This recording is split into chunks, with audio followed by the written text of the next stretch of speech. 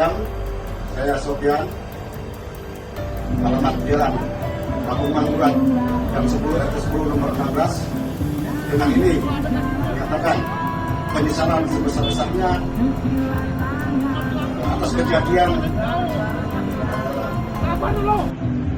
kemarahan saya kepada petugas COVID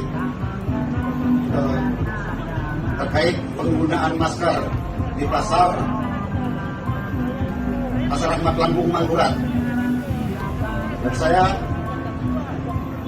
memohon maaf sebesar-besarnya kepada aparat pemerintah atas kelakuan saya yang tidak terpuji ini. Dan saya menghimbau kepada masyarakat seluruhnya untuk tetap selalu menggunakan masker. Jangan lupa subscribe, share, komen, dan like ya.